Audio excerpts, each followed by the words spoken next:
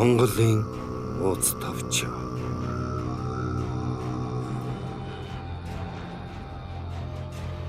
Татарыг сонирсон ба Ван хаантай эвдэрсэн.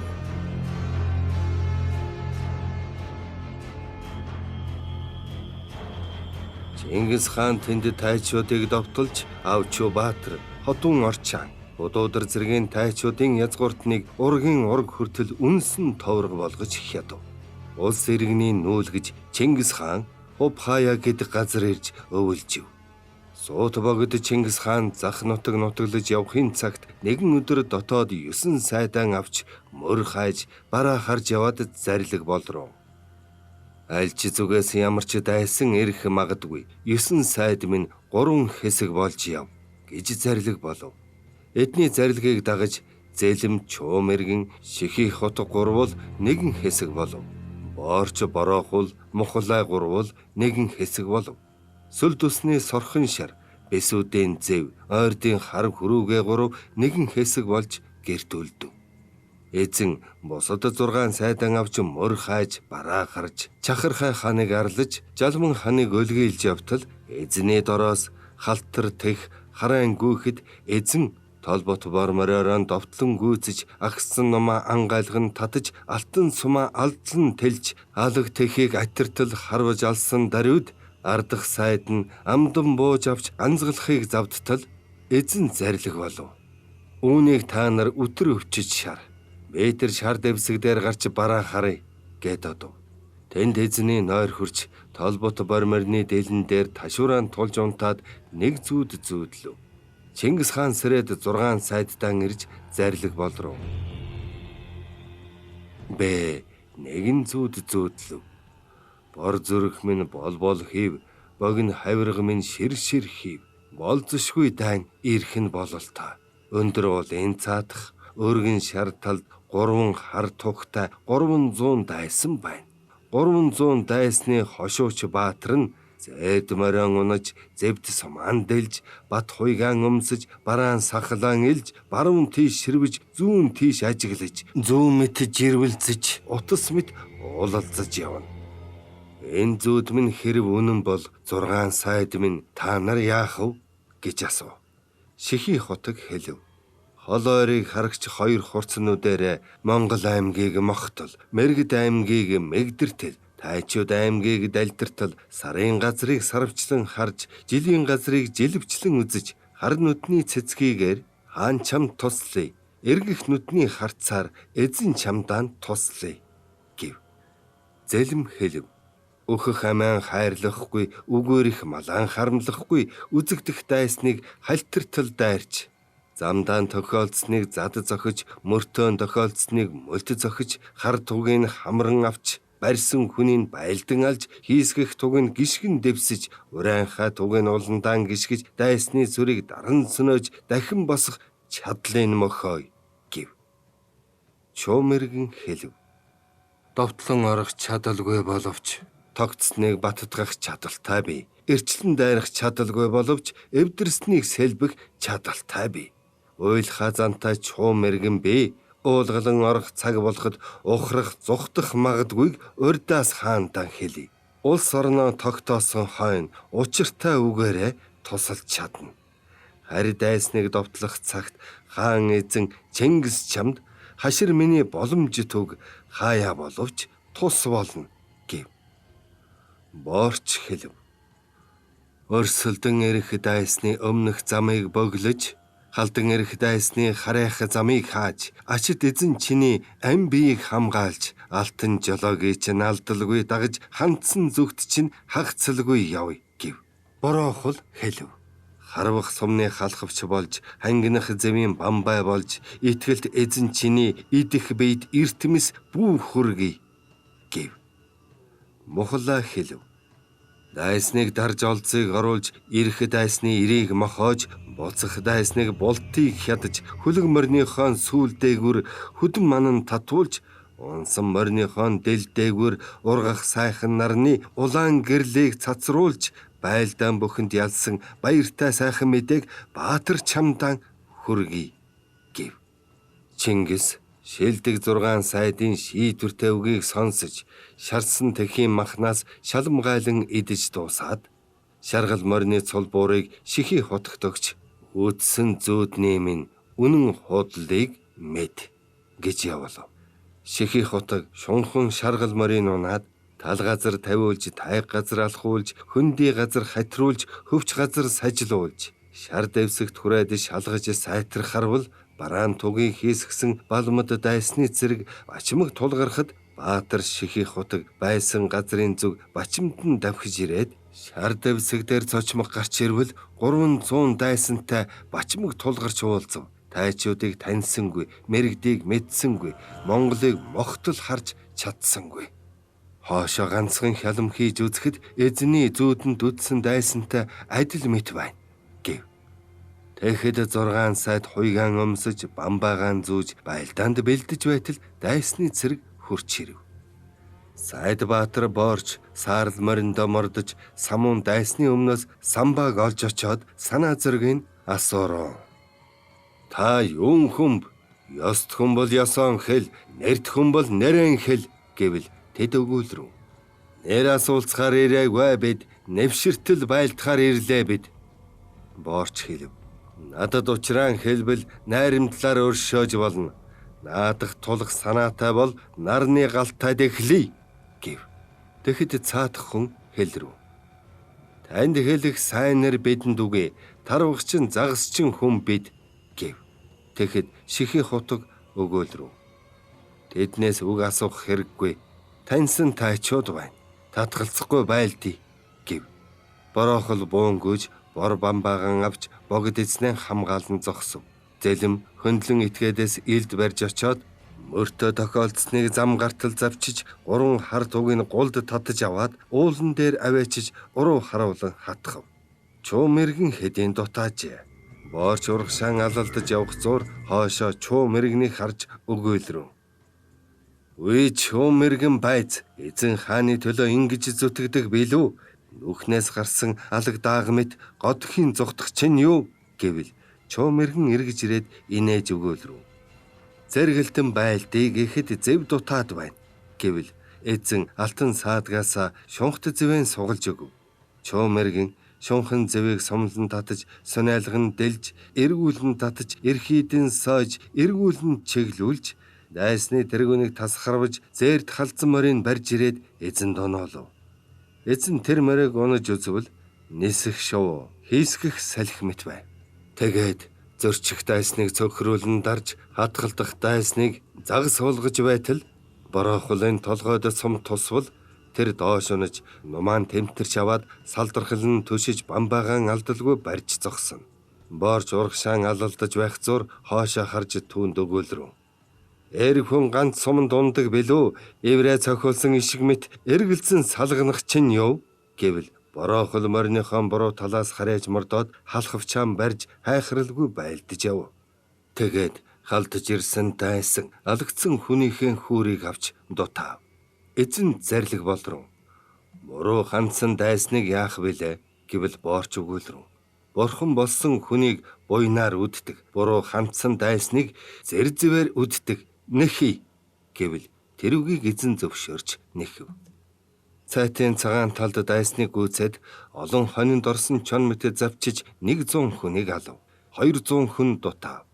Энэ байлдаанд 100 морь 50 хуйг олзолж ав. Тэр цагт Чингис хаан тэнгэр эцэгтэй мөргий гэж довцог өндөр дээр гарч тохмоон дэлгэж тавиад хүсээ хүзүүнтэй өлгөж залбирэн очив. Эрэмгээ сайнаар эзэн эс боллоо би. Эрхэт тэнгэр эцгийн хайраар эзэн боллоо би. Эцэг тэнгэрийн ачаар эсрэг дайснаа дарлаа би. Хамтрагч сайнаар хаан эс боллоо би. Хан тэнгэр эцгийн хайраар эзэн боллоо би. Хан тэнгэр эцгийн өршөөлөөр хари дайсныг дарлаа би гэж мөргөв. Тэндээс мордож явхад эзэн 6 сайдаа магтан дуулав. Эхлээд шихий хотгийг магтснаа. Мэрэгдэг мэгдүүлж, Монголыг мохоож, тайчуудыг таньж, дайсныг даралдсан татарын шихий хотог минь гэж магтав. Зэлмийг магтснаа. Орогросны отлого болсон омогт дайсны зүрхийг чичрүүлсэн унах моргүй болоход унаавчирч өгсөн ундаас нь цангах цагт уухтар сөхсөн сэргийг багнойртой сэцэн мэрэгэн ухаантай улс төрийн төлөө урд цагаас зүтгэсэн уранхны сайн зэлэн минь гэж магтав. Чуу мэрэгнийг магтснаа. Зарилгийг минь алдалгүй дагаж, заасныг минь эндэлгүй гүйцэтгэж, дайсны тэргүүнийг тас харваж, унсан зэрдмэрийн уулгалан булааж, хатгалдах дайсныг хаг зохиж, зөрчилдөх дайсныг цөм зогсон зөрчидийн чуу мэргэн минь гэж магтав. Бороо хулыг магтснаа. Харвах суманд халахвч болсон, сөрхрэх суманд сарвч болсон, толгоогоо шархтахад тохмоо эс алдсан хушны сайн бор хул минь гэж магтав. Мухлаг магтснаа. Дайсныг даралцаж, олзыг оруулалцаж, ирэх дайсны ирийг мохоож, буцах дайсны борвыг хянгардаж, хөлөг морныхон сүүл дээгүр хөдөн манан татуулж, унсан морныхон дэл дээгүр ургах нарыг гийгүүлж, дайсны хөрөнгөөс тасархаа утас орхилгүй, хугархай зүгэлгүй хураан авч ирсэн жалаарын сайн мухлаа минь гэж магтав. Боорчиг магтснаа. Намайг залуу байх цагт 8 шаргыг эрэх үед наран ургах хэрд надтай уулзснаас хойш насан дүннээр зүтгэсэн нахуу баяны хөвөн найрт хүлэг боорч минь. Айл зуурт явхад алаг бяруу мэт номхон байвч алалцах дайсантай уулзахад арслан барс мэт догширч аюулт дайсныг дарахын төлөө ам биеийн үл хайрлагч ачид хүлэг боорч минь. Ханилж явах цагт хар бяруу мэт номхон байвч хатгалдах дайсантай тулах цагт харцах шонхор мэт догширч харийн дайсныг дарахын төлөө халуун амиа үл бодогч хайрт хүлэг боорч минь. Нээлдэн явах цагт ижил бяруу мэт номхон байвч ирэх дайсан учрахад эдэт араата мэт догширч эдэмхий дайсныг дарахын төлөө итгэлт биеийн үл хайрлагч ивэлт нөхөр боорч минь. Наадан явах цагт намрын унаг мэт ээлдэг боловч нанчилдах дайсантай учрахад начин шонхор мэт довтолж насан ямагт зүтгсэн найз хүлэг боорч минь. Харил буцалгүй явагч хаан эзнэн дагагч хайрт хүлэг боорч минь гэж магтан дуулав. Эзэн 6 сайдаа магтан дуусахад боорч эзнээ магтаж дуулснаа. Есүхэ Баатар эцэгтэй 9 өрлөг төшмөлтэй ер бүгдийг эрхэндээ оруулсан ертөнцийн эзэн Чингис хаан минь. Ойлон хатан эхтэй өрлөг 9 төшмөлтэй өгөөд толуу хөвөнтэй өршөөл хайрыгтэй өнгө бүрийн улсыг өмнөө сөгдүүлсэн өшөөтөн дайсан бүгдийг өлмийн дорон гიშгсэн өндөр дээд эзэн хаан минь. Хаан эзэн чамайг байхад харийн дайснаас халшрах явдалгүй. Эзэн Баатар чамайг байхад эзэрхэх дайснаас эмээх явдалгүй. Хамаг бүгд хамтарч хамаатан садан мэт эвлэлдэж харийн дайсныг хамх зохий халуун зураа цэнгэлдэн сууж унгалуу мэт хуралдан цэнги худалч хүний үгэнд бүү орой. Харцах шонхор мэт хараалдан дүүлэн явъя хатгалдах дайнд халуун амиа бүү хайрлая. Ангэр шуумэт амраг үрэ бүү хөнөй алалцах дайсанд амиа бүү хайрлая.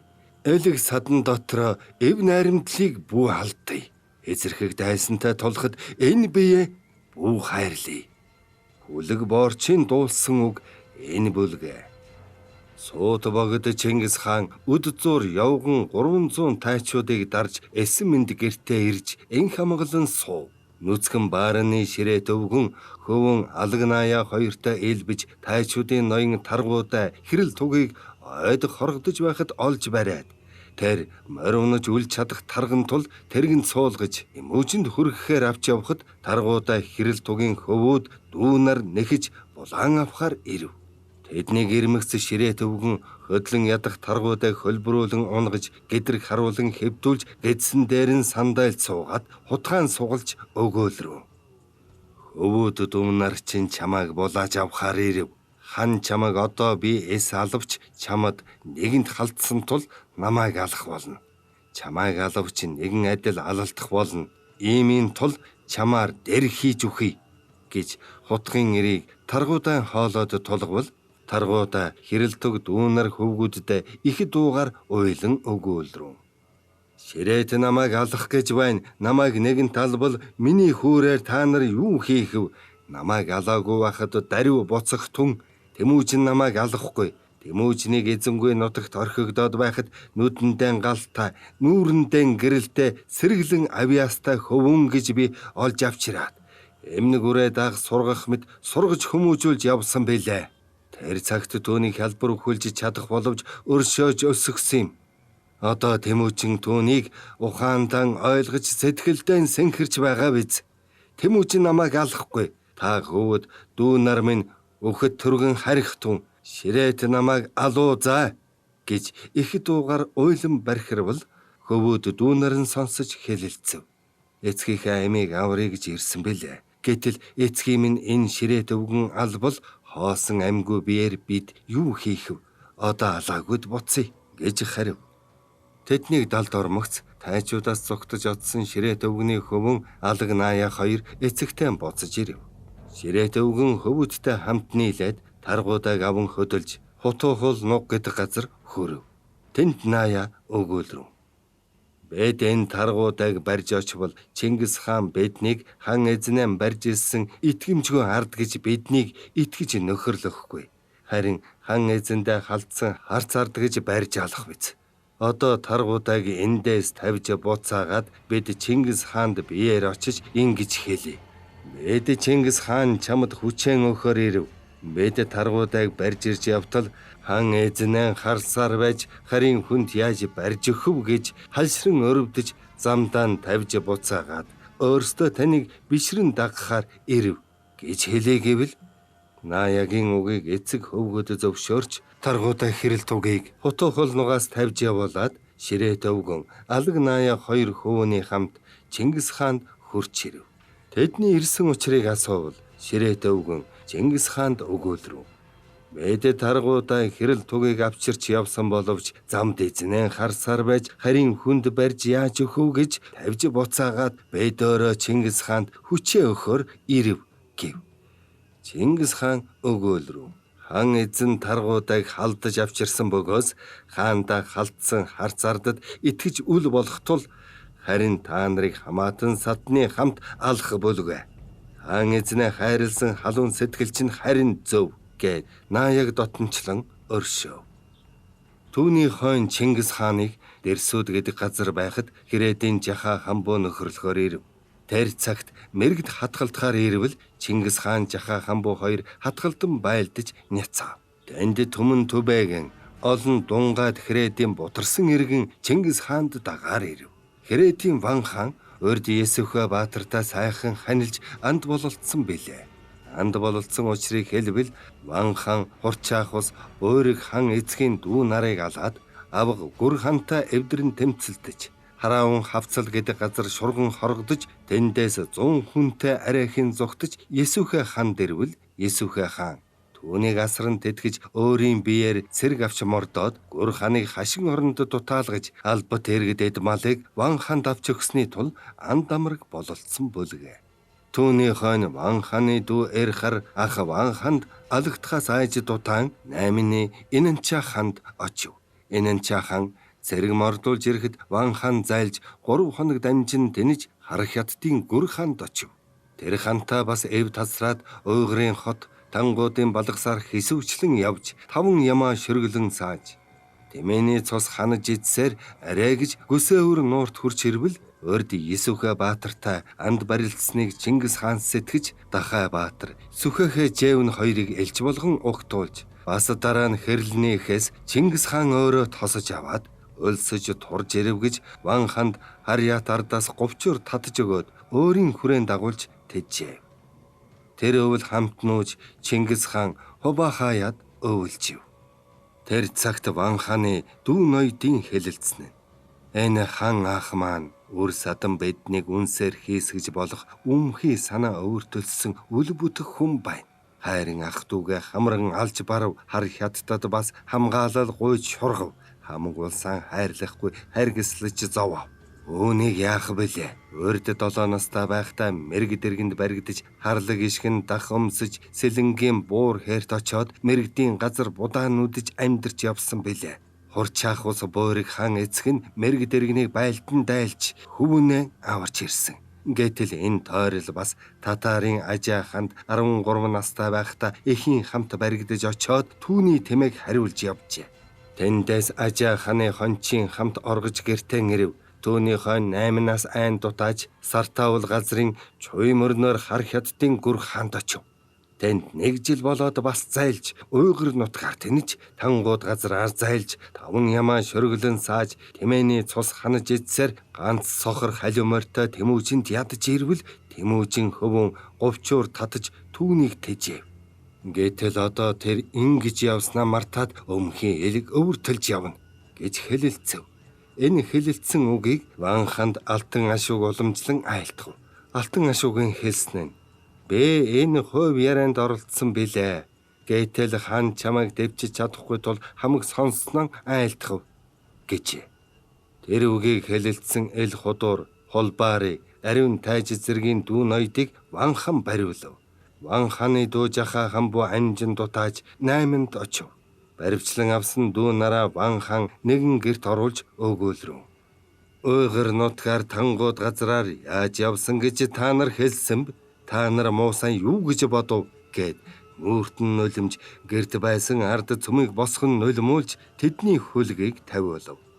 Тэр өвөл өвөлжиж 1202 оны нохой жилийн намар Чингис хаан, Цагаан татар, Алчи татар, Тутаауд татар, Алхуй татар нартай Далан нэмрүгэ гэдэг газар байлдахын урд Чингис хаан цааз тогтоож зарлснаа.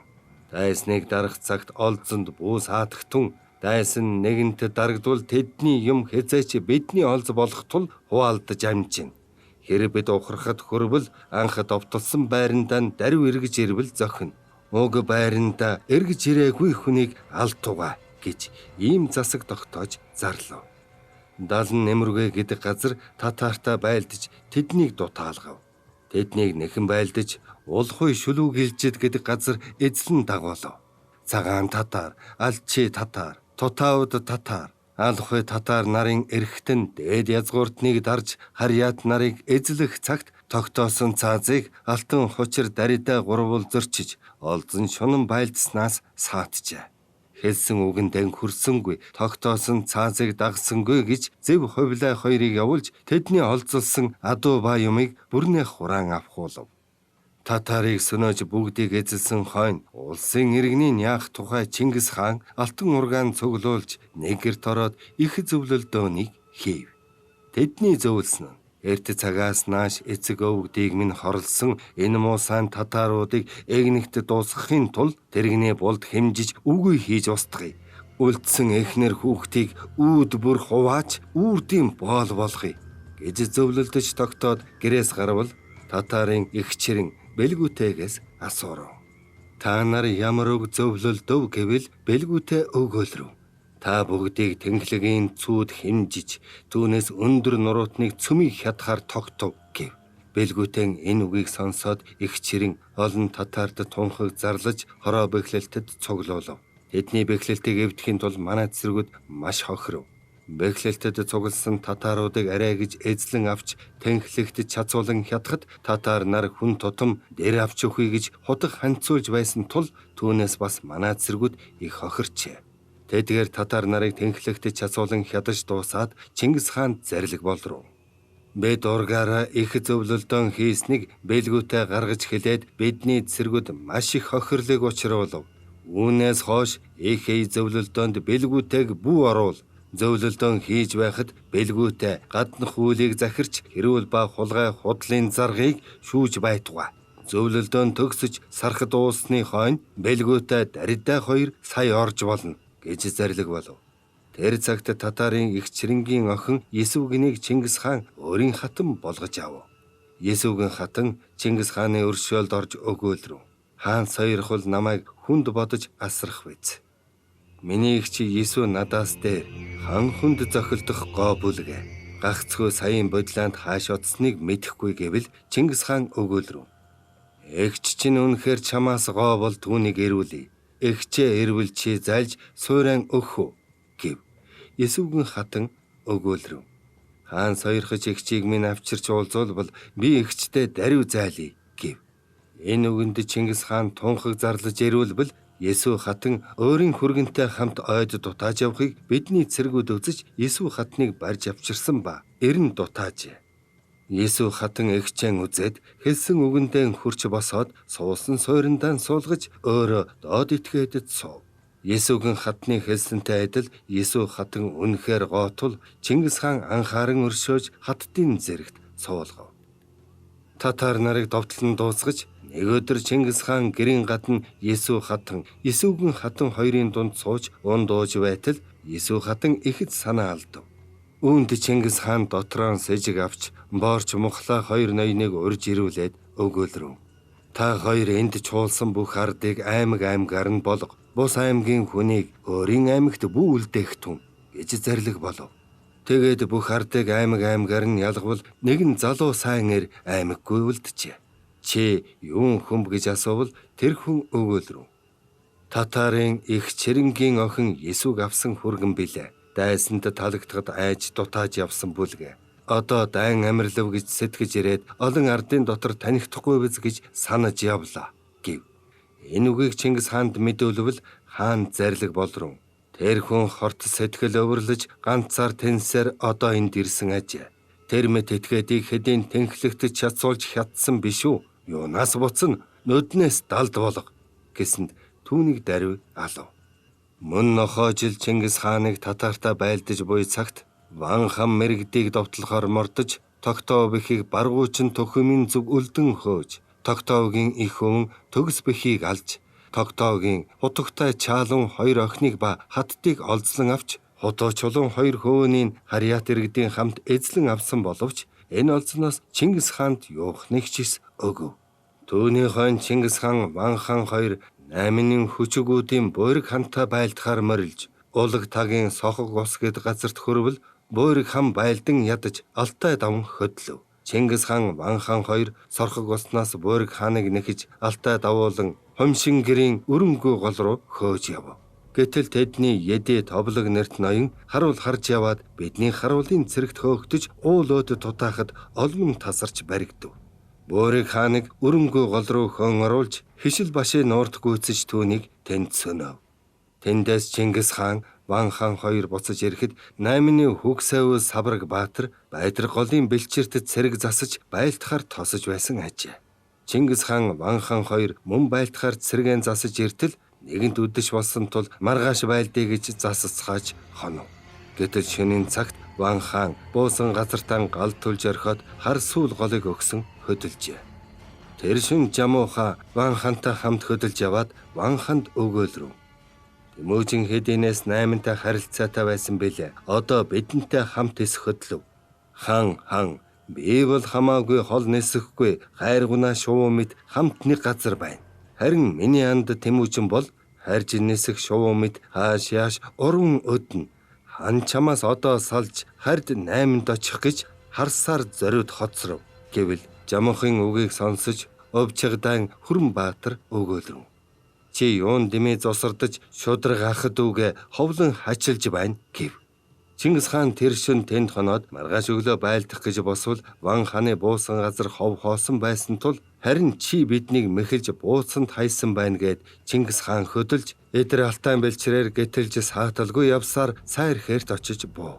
Тэндээс Чингис хаан хасар хоёр 8-нуудыг ямар төвөг учруулсныг мэдсэн боловч үүнийг нэгч хүнд хэлсэнгүй.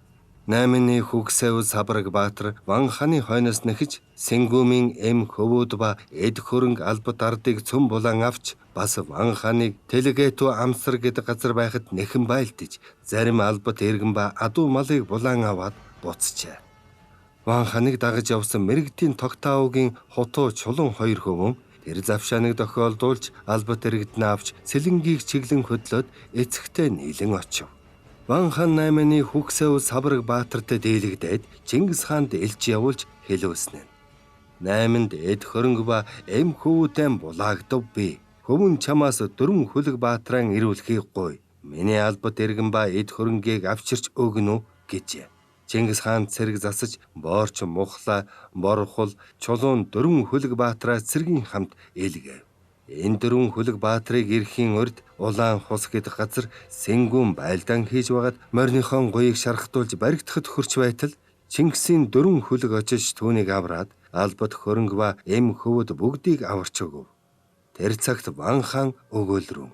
Урд Тэмүүжний сайн эцэг Есүхэ баатар миний боторсон улсыг аварч цуглуулж өгсөн билээ. Одоо хөвөн Тэмүүжин бас дөрвөн хөлөг баатран явуулж миний алагдсан улсыг авчирч олж өгөв. Ач хариулахыг Тэнгэр газрын ивэл мэд түгэ гэв. Бас Ван хаан өгөөлрөв. Анд Есүхэ баатар минь алдагдан барсан улсын минь аварч цуглуулж өгсөн билээ. Түүний ууган хөвөн Тэмүүжин Чингис хаан тэнэж боторсон улсын минь тэтгэж хурааж өгөв. Энэ эцэг хөвөн хоёр эл улсын минь тэтгэж хэний төлөө зүтгэж юуны төлөө зовж байгаа билээ. Өтөлсөн өвгөн би өндөр улыг төшиж өвс хагдыг дэрлэж өөд болж одвол өнөр олон улсын минь өвлөн хэн эзлэхв. Хан тойрол би ханат гэрээс салж хадад гэрт очвол хамаг хураасан улсын минь харж хамгаалж байх хүн хаан хэн байх вэлээ. Эзэн тойрол би эсгийн гэрээс холдож энгэр гэрт очвол энхрийлж хураасан улсын минь эзэлж хэн захирах вэлээ. Төрсөн дүү нар байвч төр барьж чадахгүй. Төв сайн авиргүй төв гихтэй хүн би. Ганц хөвөн сэнгүүн байвч түүнд хань болох хүнгүй тул Тэмүүжнийг сэнгүүмийн ах болгож хоёр хөвөнтэй болоод сэтгэл амар сууй гэв. Тэгээд Чингис хаан Ван хаан хоёр туулын хар шугуйд нийлж эцэг хөвгүүн болж ёслов. Эрт өдөр Есүхэ баатар Ван хаанд анд бололцсон тул Ван хааныг эцэг мэт үзэж ийхүү эцэг хөвгүүн бололцсон билээ. Энэ тухай хэлэлцсэн үг нь харь дайсантай тулахад хамт нийлж байлдъя. Хадны гөрөөсийг авлахад хавсарч нийлж авъя гэв. Бас Чингис Ван хоёр хэлв. Хортомогоон хэл хооронд минь хутгаж ховжив оруулбал холдож салалгүй, харин хоёр нүрээр учирч хор хөнөөлийг тасалж бай. Араат могоон шүд амрагийн хооронд орж аяивыг эвдвэл атаац сэтгэл төрөлгүй ам хэлээрэн уулзан ярьж аливаа учрыг олж бай гэж Батүгэн барилдаж амаргалан яв. Түүний хойно амраг дээр давхар амраг болъё гэж Чингис хаан сэтгэж зөчид сэнгүмийн дүү чавар бэхий гуйж бас сэнгүмийн хүмүүн тусаахад өөрийн хожим бэхийг арилжин өгье гэж гуйвал сэнгүм бие ихэмсэглэн сэтгэж өгөөлрөв. Миний ураг тэднийд очвол ямагт хатвчинд хоймор харж суух болно. Тэдний ураг бидэн дэрвэл хоймор сууж хатвч харах болно гэж ихэмсэглэн биднийг доромжлон хэлж чавар бэх дүүгээ өхийг зөвшөөрсөнгүй. Үүнд Чингис хаан дотроо Ван хаан ялах сэнгүүн хоёрт дургүй болжээ. Тэгэж дургүй бололцсныг Жамуух мэдэж гахай жилийн хавар Жамуух алтан хучир хар хятадын өвгжин ноёхон сүбэдэ тойрол хачуун бэхийн нар ээлдэн нийлэлдэж нүгэд жижээр өндрийн хярын бэрхэ элетэд очиж нялх сэнгүүнтэй уулзаад Жамуух ховлон өгөөлрөв. Миний анд Тэмүүжин 8-ны Даян хаанд илчилгээж үргэлж харилцаатай байдаг билээ. Тэр ам хэлэндээ аав хөвөн гэдэг боловч авир санаа нь ад биш өөр биш үү? Түүнд итгэж байна уу? Хожидвол та нар юу болохоо мэдэж байна уу? Та нар Тэмүүжинтэй байлдахаар мордвол би хажуунаас оролцъё гэж. Алтан хучир хоёр өгөөлрөв. Бид өөлөн ихэн өнчин хөвөдийн ахын алж дүүгийн дүүжилж өгье гэж. Хар хятадын өвгжин ноёхон өгөөлрөв. Гарын барьж хөлийн хүлж өгье гэж. Тойрол өгөөлрөв. Арга сөвгчилж Тэмүүжний улсыг булааж авъя. Улсан автвал тэр яах шаргагүй болно гэж. Хачуун бэхий өгөөлрөв. Нялх сэнгэм хөвөн чамайг сэтгэж чиний төлөө уртын үзүрт гүний ёроолд хүрэхээс боцохгүй гэж. Эдгээр үгийг нялх сэнгүм эцэг Ван хаанда сайхан тодой гихч хүнээр хэлж илгээв. Энэ үгийг Ван хаан сонсоод өгөөлрөв. Тэмүүжин хөвөнд тийм уус сэтгэж яаж болно? Бид Тэмүүжин хөвөнөр тулгуур болгож байгаа атал түүнд муу санавал Тэнгэр биднийг таалахгүй. Жамуух хязэнээс тэнмэл чалчаа хүн билээ. Тэр дэмий зөв буруу хэлж байна гэж эс таалан буцаажээ. Бас сэнгүүмийн хэлүүлсэн нь амьд хүн ам хэлээрээ хэлж байхад та яагаад итгэдэггүй бэлээ гэж дахин хүн явуулж хэлүүлж ядаад эцэст нь өөрийн биеэр ирж эцэгтэй өгөөлрөв. Одоо чамайг амьд байхад биднийг тэр тоомсорлохгүй байна. Хэрв хан эцэг чамайг цагаан эдэнд цацаж хар маханд хахвал харчаах ус буйрыг хан эцгийн зовж хураасан улс зүдэж байгуулсан төрийг чинь бидэнд мэдүүлэхгүй болоозай гэж Ван хаан өгөөлрөн.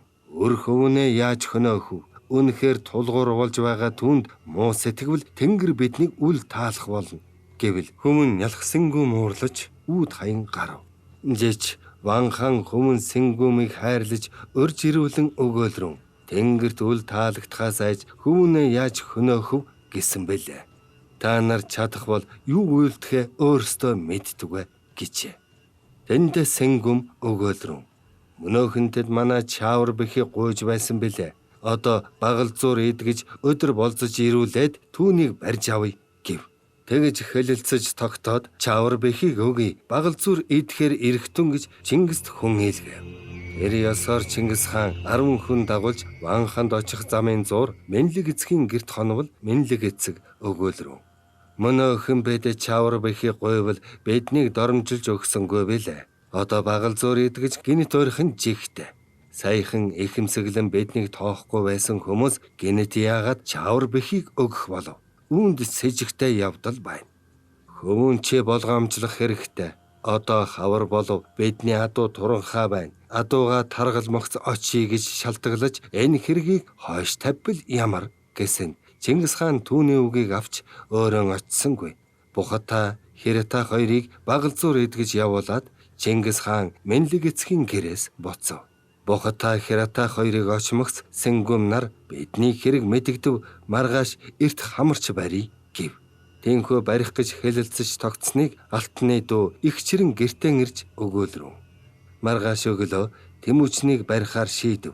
Энэ үгийг хүргэсэн хүнд Тэмүүчин юугаанч хайрлахгүй өгөх вэз гэвэл түүний им алах чигт өгөөлрөв. Чиний энэ дэлэм үг алд хэл чинь юун болно? Хүн сонсож үнэмшүүзэ гэв. Энэ үгийг сүү хүргэхээр ирсэн тэдний адуучин бадай сонсож буцав. Нөгөө адууч хишилэгт чирэнгийн үгийг хэлбэл хишилэг өгөөлрөв. Би бас очиж учрыг мэдээ гэж чирэнгийн герт орвол чирэнгийн хөвөн нарийн гэгэн гадна сууж сумаа зүлгэж байна. Нарийн гэгэн өгөөлрөв. Манайхан сая юу гэж ярьсан бэлэн татаж амаа барьж яваасаа гэж. Тэгэд нарийн гэгэн бас адууч хишилэгт өгөөлрөв. Мэрэгдийн цагаан ам цагаан хээр хоёр морийг барьж авчир. Уйж ханаад өглөөрт мордоно гэж. Хишилэг ирж бадаад өгөөлрөв. Тугарын чинь хэлсэн үнэн болов. Одоо бид хоёр Тэмүүчинд хэл хүргэе гэж үг барилдаж мэрэгдийн цагаан ам цагаан хээр хоёр морийг барьж их гэрийн гадна уяад мөн үдэш хонинд орж нэгэн хургаалаад эсрэн түлж чанаад мэрэгдийн цагаан ам цагаан хээр бэлэн уйсан морийг унаж тэр шөндөө Чингис хаанд давхиж ирэв. Бада хишилэг хоёр Чингисийн гэрийн араас их ширэнгийн өгүүлсэн үг ба түүний хөвөн нарийн гэгэний сумаан зүлгэж бэлдэж байсан хийгээд мэрэгдийн цагаан ам цагаан хээр хоёр морийг барьж уй гэсэн үг бүрийг Чингис хаанд хэлж өгөв.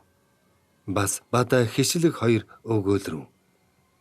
Чингис хаан сойрхвол бидний үгэнд эргэлзэх явдалгүй. Хамран ирж таныг барий гэж хэлцэж тогтсон нь магадтай үнэн гэв.